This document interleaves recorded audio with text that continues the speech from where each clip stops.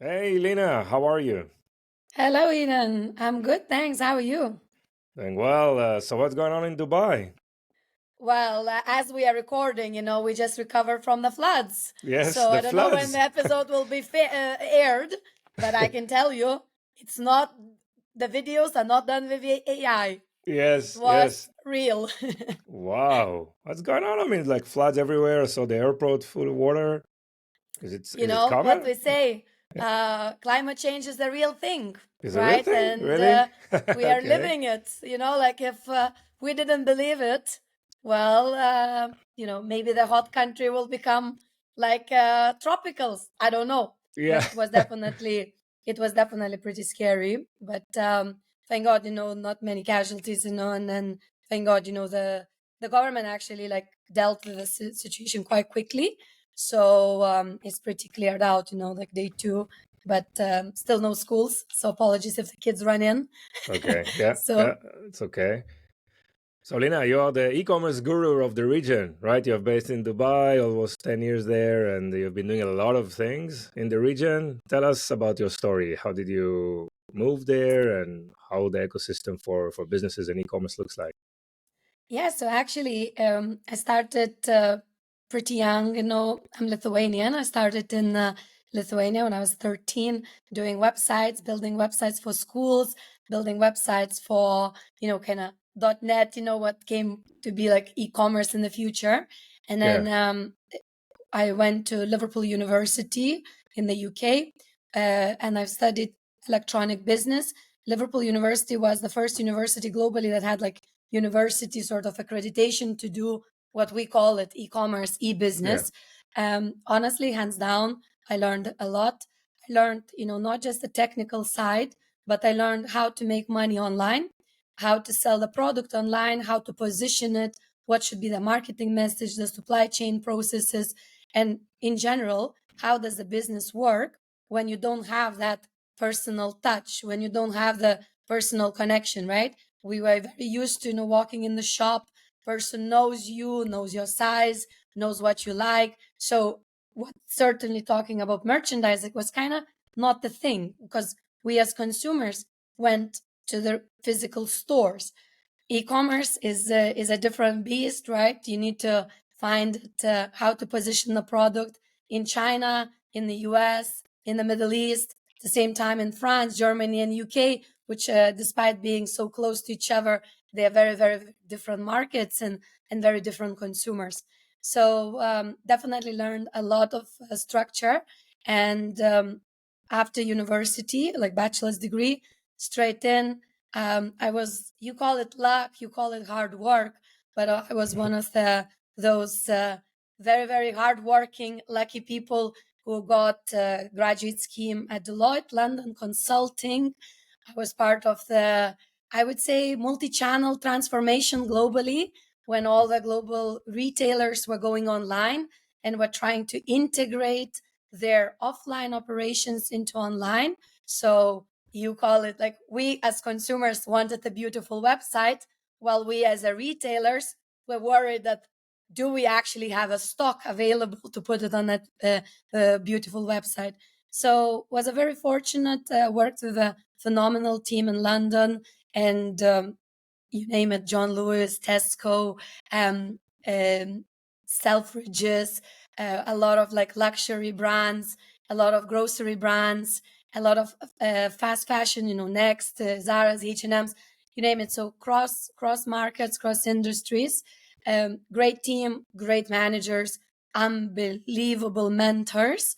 And by the age of 25, uh, again, hard work, luck, I was having a quite progressive career in Deloitte, had an opportunity to move to the Middle East and Middle East, United Arab Emirates.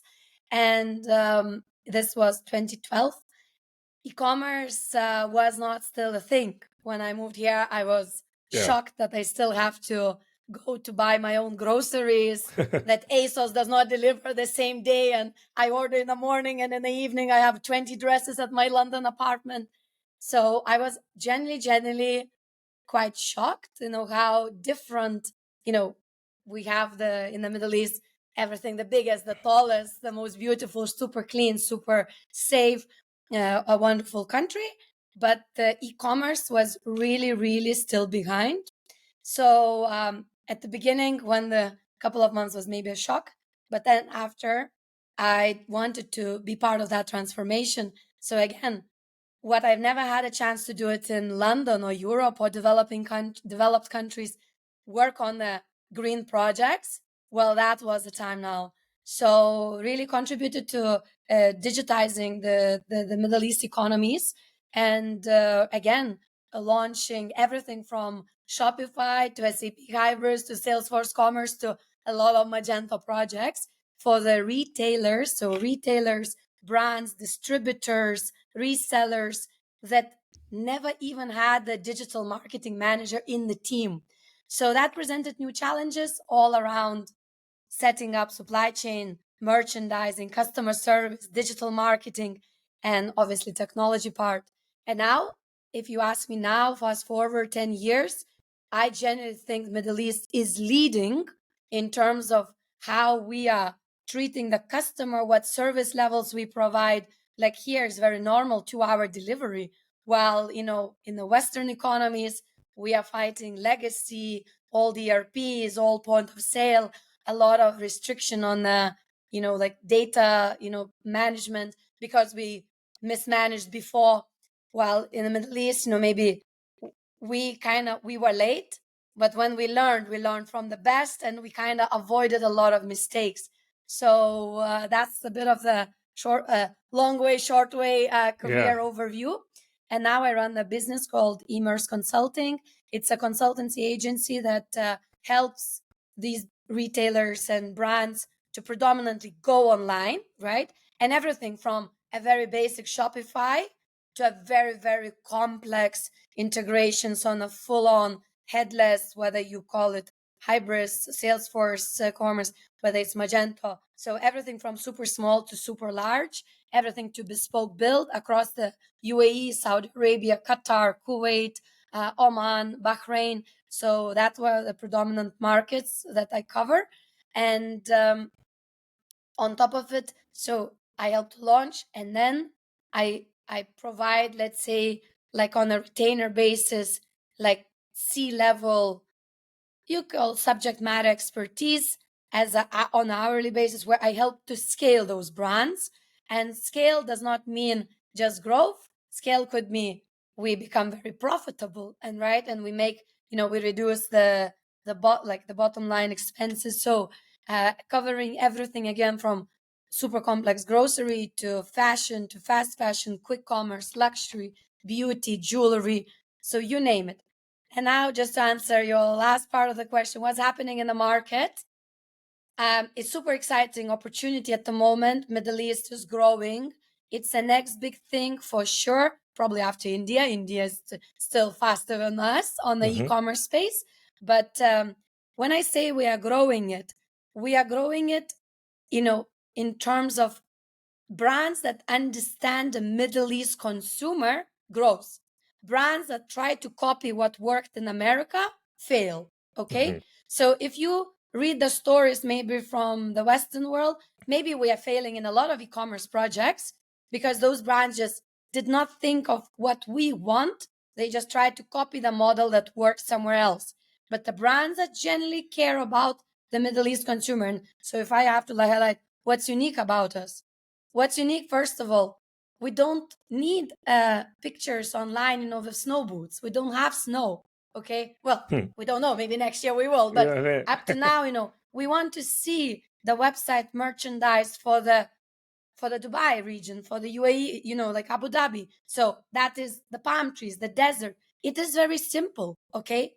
But so many brands don't do it. Second thing, we live and breathe WhatsApp. Okay, so if the brand does not provide the WhatsApp support and still debating the integration complexities on a WhatsApp, forget it. Don't try to even enter the Hmm. market. Third, we're using influencers. Yes, we all love Kim Kardashians and a lot of and Taylor Swift and so on and so forth. But Middle East have their own influencers, okay? And the consumers actually follow the local influencers. So just because I'm not saying it, don't use it, but if you're using the what worked in the West with influencers, it don't expect the same result as you had it somewhere else. Okay. And the final thing I would highlight, we're very family oriented economy. Like it's very close, like very family driven. It's modest and not modest, right? So it's not that you cannot have the same collection as you have it in the UK, but acknowledging the fact that we have Ramadan, we have months where like we have to be modest. So if the brand does not reflect those values, consumers really, it could be a hype, like everyone in the world is talking and they would buy it, but you will not survive.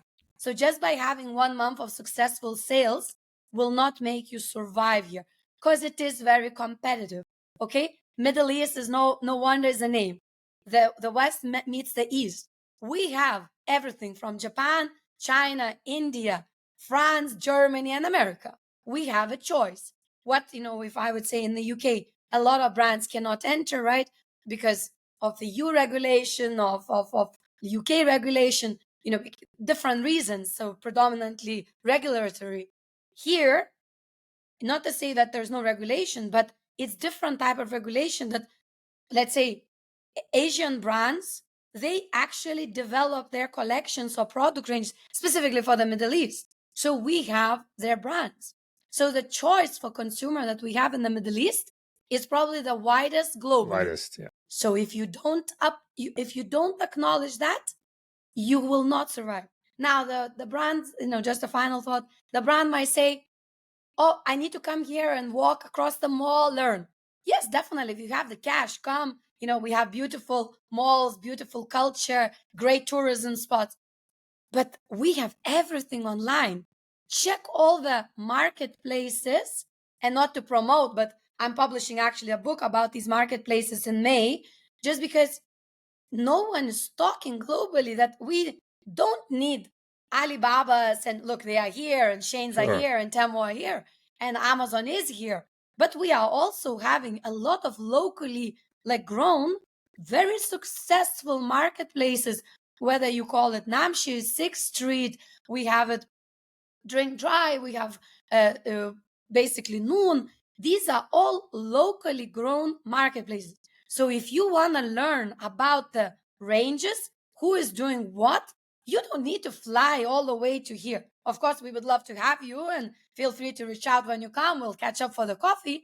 But you can learn about the market from your home bedroom, whether you are in China, Zimbabwe, New York, or London. Okay, it's Yeah. possible. So what I hear you say is that the region started probably at a later stage in terms of digitization and digital transformation, online commerce, but they studied quickly and they actually leapfrogged, right, the West world, and created an environment and customer service in terms of delivery and support that are like really the high end of the worldwide, let's say, information or characteristics. And now for a brand who wants to enter the region, okay, let's assume it's a US brand want to enter the region, and you mentioned some of the things about localization, right? Pictures, obviously the look and feel of the website, the right use of influencers. What will be, and I'm sure you had a lot of these opportunities working in the past. What will be the best process for an international brand to enter into the region? Okay, so first of all, everyone starts. Oh, I need to do a website in Arabic. Okay, Okay. the answer is not. You don't need to have a website in Arabic. Okay, Uh-huh. Arabic Okay. language is very, very important on the customer service side. Okay, but this economy, if you do any research, you will see I like smartphone penetration 150%, the highest in the world. Wow. Yeah. So believe me, if we all have nearly 2 phones, okay, believe me, we all speak English, right? So Yeah. the reality is that digital consumer will not just suddenly flock to your brand just because you translated that website in Arabic. Okay. Arabic is critical on the support, because when things go wrong, like any of us, we want to jump to our native language, because maybe we are angry, maybe we are just had enough of your brand. Yeah. So Arabic support is important on the customer service. And then whenever you tested the, let's say, MVP, you can absolutely invest. It's definitely going to do better for you, but it's not It's going to not make miracles mandatory at on the the start. start. Yeah. Exactly. So when you start, I always say, set up, let's say you're sitting in the US. We have DHL, UPS. First of all, launch the ads locally. Ads, okay? Like Mm-hmm. a Meta ads, Google ads. Get ready. It's very expensive. We are having in this region, we have one of the highest cost per clicks globally. Wow. Yeah. And not because retailers don't know what they're doing. It's actually because the population is very dense and we have a lot of five-star hotels, restaurants, like hospitality venues, retailers, malls, and all of them are going after the same consumer, i.e. Lina. Okay. Yeah. So the space on that meta feed is becoming very expensive. It's like an auction. So if I have, like in Germany's, even in Berlin, I don't know how many Michelin star restaurants you have, but definitely not as many as Dubai has. Okay. Mm-hmm. So imagine if every restaurant is going after Lina, if every five-star hotel is going after Lina, and every single airline, which is like the best of the best airline, goes after Lina, and every luxury like Chanel's, Dior's, and after Lina, what's left for the grocer? What's left for the fast fashion? Yeah. What's left for the startup? Not much. Not much. So It's when not a you are fair going, game, right? It's not a fair it's game. not the fair. Yeah. It's not the fair. But if consumer, that's what I'm saying, like understanding the consumer, is that meta is not, I always say you can't call Mark Zuckerberg and ask him to discount you because you're a startup. You can ask Lina as a service provider or maybe Ethan as a service provider for a discount because you're a startup. But meta is an auction based, right? Like the more you have them, you win. So like it's not even like I think US should do something about to push these platforms to give a fair game for the players. So whenever you are in US, start doing the ads, which are creatives are locally like positioned, right? So don't put the creative, just with a blonde girl, Hmm. because the blonde girls is minority here. Okay. Yeah. So, like you really need to acknowledge that, do a bit of a research and, don't spend 4 months researching. As I said, one day, and you should be, watch a lot of, follow some influencers in the Middle East on TikTok, on Instagram. You will get the game very fast if you are in the fashion or grocery or FMCG, beauty, Mm-hmm. jewelry business. Unless you're doing something very, very unique, which no one else globally does, then maybe it will take you a bit longer. So launch the ads and promise next day, 2 day, maybe delivery. Okay. You cannot do 2 weeks. So that's why I said, my first point was work with UPS and DHL. Don't think about profit yet. Think about of testing the market. Okay. If you don't have like big expense to just throw it at and say, okay, we will establish, try to do it cross border. Okay. Cross border. Second thing, whenever you're coming, let's say you don't know, you kind of don't have resources to come, you test it, it's working. But you're like, I can't just focus on the UAE and Saudi, because I have the rest of the world to work on. So then try to look into the marketplaces. Okay. Of course, none of us want to give the product to Amazon, and we don't want to, we want to protect our brand. But we have pretty phenomenal marketplaces like Unas for the sort of medium premium segment. We have pretty awesome marketplaces, Noon and Namsho on fashion and sort of electronics growth. I am not saying that's a long-term game for you, but that's a game that would help you enter the economy with minimal expenses. Okay. Yeah. And then if you're really thinking, like, you might say, we are already somewhere close, we are already in Turkey, we are already like somewhere in Asia. So, like we know what we're doing. Let's just add Middle East region here.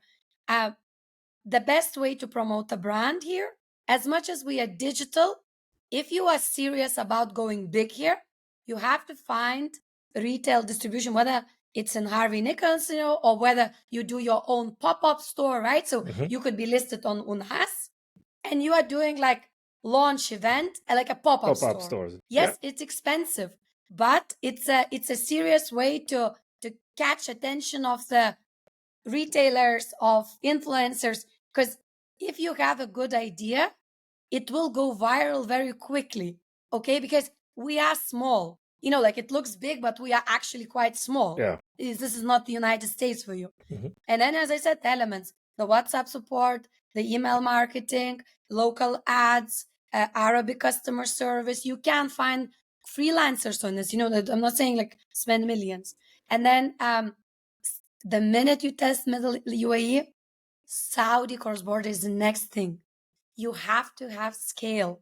UAE is too competitive on the e-commerce side.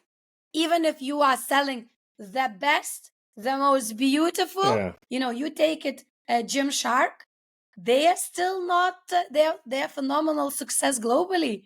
They are still not captured all Okay. the, and they are going to open a store, in Dubai Mall, because they are understanding that we have 100 other Gymsharks that are popular brands globally. And it is pretty competitive. Yes. But it's when you entered, scale within, it's easy. And like you kind of got the consumer. Yes, every like Saudi has different nuances. It's I tell the brand, stop comparing UAE to Saudi. It's like a two different worlds. Mhm. It's like someone saying France and England the same. Like, I don't know, but like Niva French would say they are similar to English people. Niva English people would say they are similar to French. Yeah. So it's the same thing here. It's different dialects, it's different countries, different traditions, it's different outfits. Everything is different. Even the way they do business is different. But from the UAE, it's easier to understand Saudi. And once you tackle Saudi, you go all the way to India. Mhm. If you jump India, like US to India, you will fail not 99, 100%. 100%. Like 100%. Yeah. But if you go US, UAE, Saudi, India, you have 50% chance to succeed. Mhm. Then you can learn the nitty-gritty things and what needs to be Correct. done, right? So you mentioned like DHL and UPS, like the major freight forwarders of the world, right? So in terms of supply chains and delivery expectations, obviously you mentioned like 2 hours delivery for some of the categories, and even most of them will probably need to have like a same-day delivery. So these big companies will be able to provide all the warehousing and all the last mile delivery. Let's talk on the back end side of things. Yes. So a very good question, actually. And I can say, because so again, part of your research, if you are like a brand coming from outside, this country, and this is why, when people ask me, would I like to retire in the UAE and would I ever go back to, let's say, Europe, and say, I would love, the reason I love this country is because imagine, they don't sit and debate for 5 years. They make a decision and they do. So, just before COVID crisis, they made a decision that e-commerce is growing like super fast within the country. Okay. They made a decision that as much as we like or don't like, cross-border is still very high percent, okay, into the country. Yeah. So consumers are not afraid to buy online, but they are buying cross-border. Okay. So they started the government initiatives. They called e-commerce, like Dubai Commerce City. Please check them out. They started like the free zone, right? Like free zone. And they say, we will give you warehousing, licensing. We will help you with merchandising. We'll introduce you to IT, marketing. You Yeah. take it or leave it. But imagine, it's like here you go, starting point, day zero. It's great. Like which other economy around the world will give you? And they are doing this as a government initiative. Okay. Now, on top of that, yes, you have a lot of local players like 3PLs. You have, like, so of course, if you, like I said, if you look, you will find, okay? But even the government themselves have a lot of the support. So, like, to get e-commerce license became a lot easier. To get trade license in general, like if you say, I don't want a store, I don't want any people, I do want to do everything virtually, but I need license to trade, so VAT, taxes, and all of that. It became so easy. So yes, you can have, Dubai Commerce City is a government initiative that supports specifically focused on e-commerce brands that want to come from outside. And then also you have a lot of local players, like automated warehouses. You have a lot of 3PL partners, even Amazon, in for some categories can rent you the warehouse space, the pickers, the Uh-huh. packers, like the full service, even if you're not selling it on their platform. Okay. Got it. So you definitely can find that all online if you're looking it. It's actually quite big market here. When it comes to logistics and the delivery partners, the biggest local players, so of course we have DHLs and UPS and all that. The biggest local player is Emirates Post. It's a national, like US Post. Yes. It's a national player, and so they do everything like a postal system, and they have deliveries. Or if you are just looking for like the private sort of the biggest, it's called RMX. RMX. So RMX is just like DHL locally, okay? So they provide everything, lockers, delivery, and there are a lot of smaller players. Some of them specialize in cool boxes, so if you're delivering anything that needs to be temperature controlled, there are players that specialize in white gloves. So if you need like luxury, like the picking the jewelry, Hmm. some of the Middle East is known for like we are big in diamonds and so on and so forth. So imagine delivering like $50,000 diamond necklace, and you say anyone is buying? Yes, they are. So we have services that like very high insurance and so on and so forth. You can 100% find everything on Google. And if you are really struggling, always drop me an email. I will help as much as I can. But if you say on American Google you cannot find, then go on google.ae, like A for Alpha, E for Echo, Hmm. like Arab Emirates, and you will definitely see a lot of local Yeah. local players. Yeah. If you cannot figure it out from the US. Sure. And the government helps a lot. I know it also from the tech world, right? They're providing a lot of incentives, obviously tax incentives and a lot of advantages to operate, in the region. So it's definitely for international players who want to come in, there are a lot of tools and very advanced online tools as well to help you get in. So if I'm a local brand, Lina, right? Let's say I'm already grown up brand, well known in the region. What's the next step for a local brand? Are they going international? Are they expanding in terms of SKUs? What's the general, thought process for growth? Yeah, very good question. And so, number one, growth is expansion across the GCC. So, GCC is a Gulf country. So, Saudi is always Yeah. first, Kuwait, Qatar, Bahrain, Oman. Expansion across these. Now, expansion does not mean you have a warehouse in every single country, right? You could be doing it cross border, but because it's like European Union, they have like like deals, so it's not like you're paying like cross border, like there are some tax exemptions. Okay. It's a lot easier. The same players like payment gateways and delivery partners, they are in every country, so you don't need to suddenly rebuild the website and all of that. So that's the first growth target. Okay. Second growth target when it comes for the local brand expansion, very few actually managed to succeed in the Western world. Okay. One of the examples that everyone can check is a giving movement. They kind of it's a fast fashion brand. Hmm. They were very successful locally, and now they are in Los Angeles. But will you say that in Los Angeles everyone wears their outfits like everyone in Dubai does? No, Yeah. answer is definitely no. So it is difficult for the local brand, um, and I would say it's difficult because we don't know. The same way as I say that Western brands don't really understand the local consumer. We don't maybe research enough what is the UK consumer, what do they want, because and what does the German consumer want, what does the French consumer want. We don't speak the language, we don't understand. We think that 2-hour delivery is needed in the UK.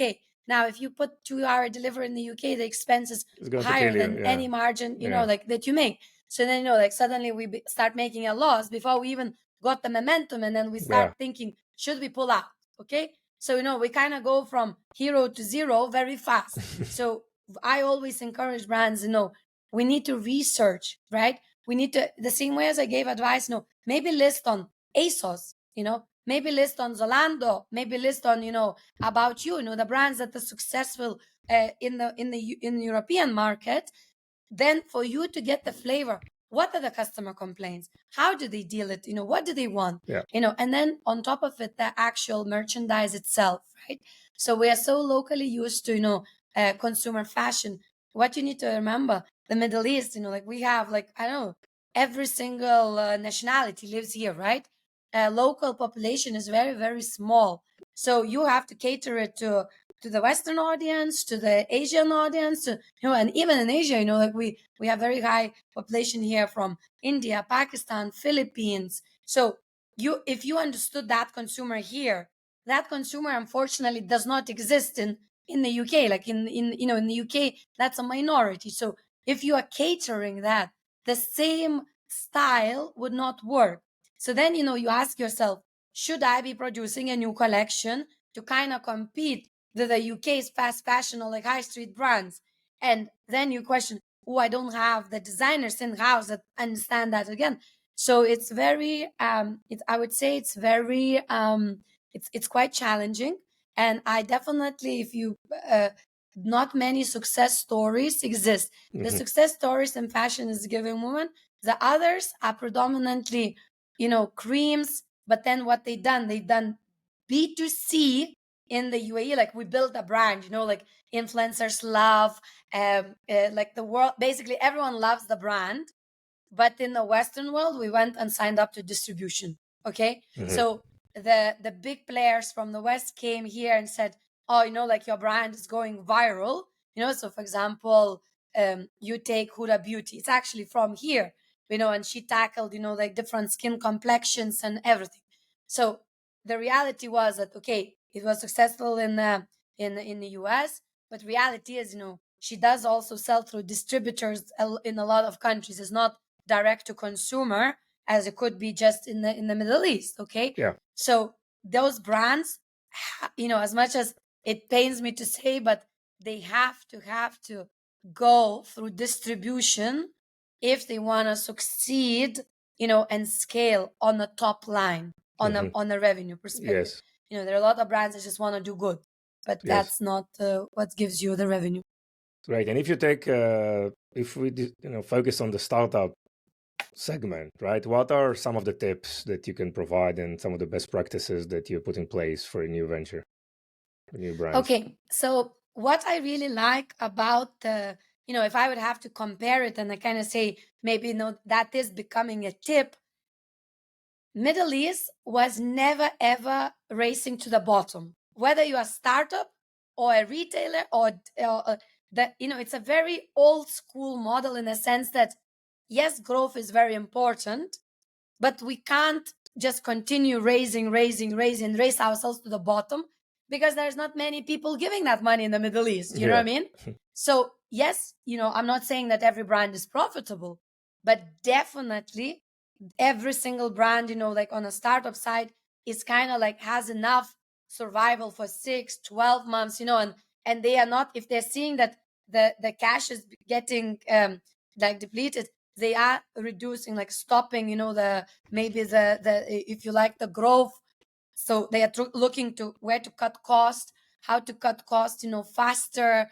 And it is brutal, Hmm. right? So it might mean we are firing people a lot faster, we are cutting marketing expense a lot faster, we love Ferraris here, okay? We love, and we all want to have Ferraris, but we are very, very quick at acknowledging that we cannot afford a Ferrari. And even if we bought the Ferrari, we're very quick at selling it. Hmm. So this in the Middle East, I would say, look, there are situations everywhere, like some startups fail, and all of that. But this tip really, really what helped startups throughout COVID and helped them accelerate post COVID when maybe again the money came back into the ecosystem. Okay, we are small startups and very US sort of like digital. We want all to be Ubers, but at not all cash out. Like we cash is the king here. So my first advice to him was like genuinely, like cash flow. I can't stretch it how important that is. And yes, that sometimes might mean that you are giving the market share, but you will survive. And if the idea is good, it will scale. I can't tell you how many, and one of the best startups, and of course there are a lot of others, but like from my, like maybe the ones I work with, if you check Drink Dry, these guys manage, it's a non-alcoholic marketplace. Mhm. These guys manage to educate consumers on the new category, okay, manage to scale and manage to make now money profit online, okay. That's a Nice. unbelievably hard thing to do. Yeah. And why is that? Because every day when we discuss growth, we looked at, do we have the money to support that growth? And yes, we were scared that someone can steal a market share. But what we were thinking is that we have to always be better, so whether service levels are better, maybe assortment is better, maybe customer service is better, or maybe our social media is just cooler. So instead of worrying that the bigger player will eat our market share, we were first of all looking at ourselves. Are we doing everything to defend that market share? And then on top of it, can we grow and scale? So if you ask them in 2020, is Saudi a big market? Of course, they would have said it yes. Did they enter Saudi? No, there was no cash, right, to enter that in day one. So that's the first tip in terms of what we are doing quite well in the Middle East. Second tip, for the startup here is that a mistake that everyone makes is thinking that putting the ads on Meta will continuously grow their brand. The answer is not the No. case.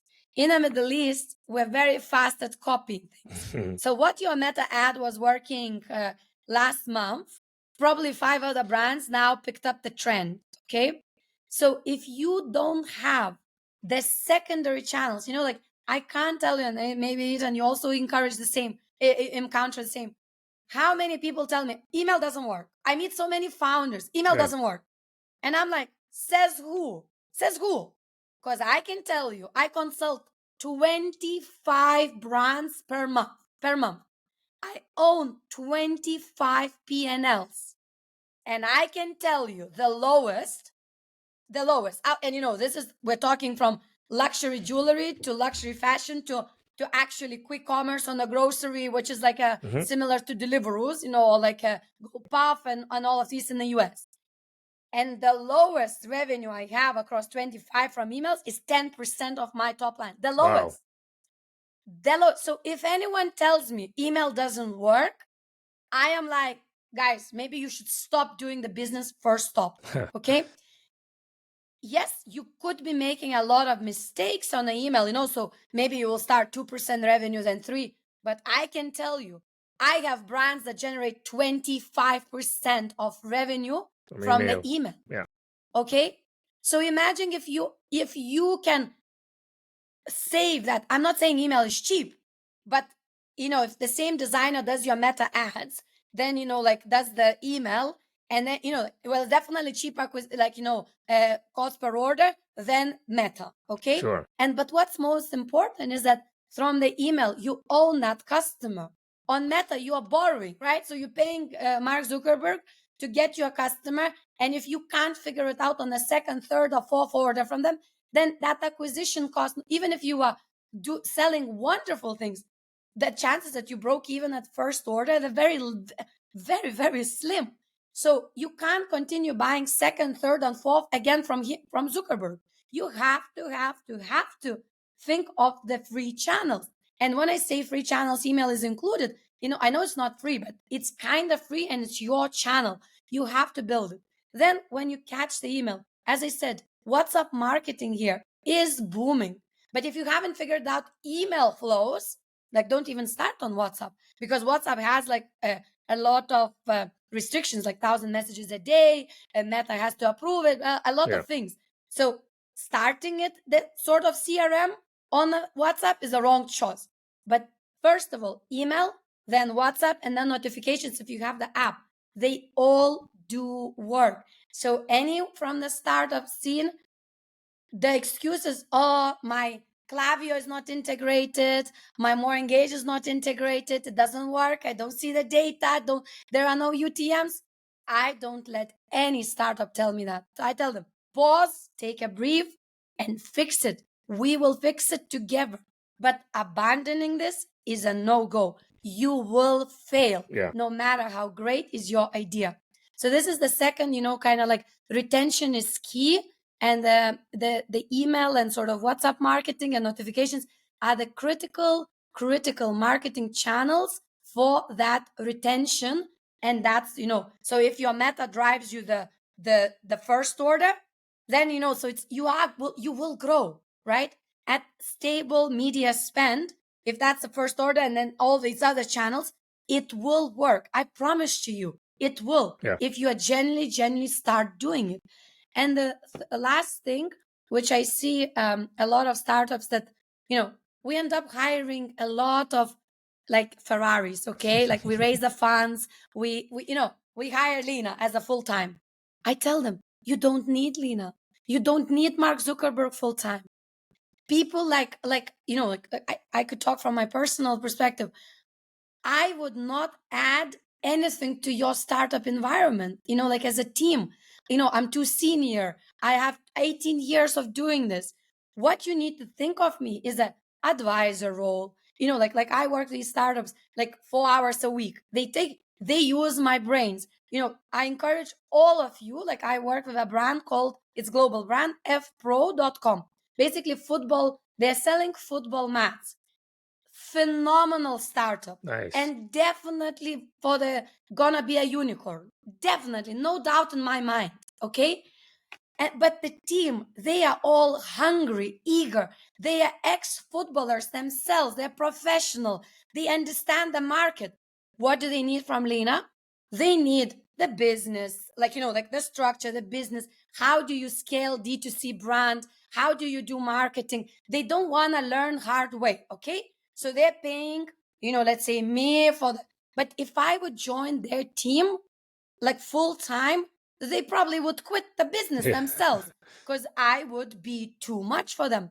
So whenever you, talent is critical, but don't think just, what I find that startups tell me, oh no, but they will steal my idea. No one is stealing any ideas. It's not about the idea.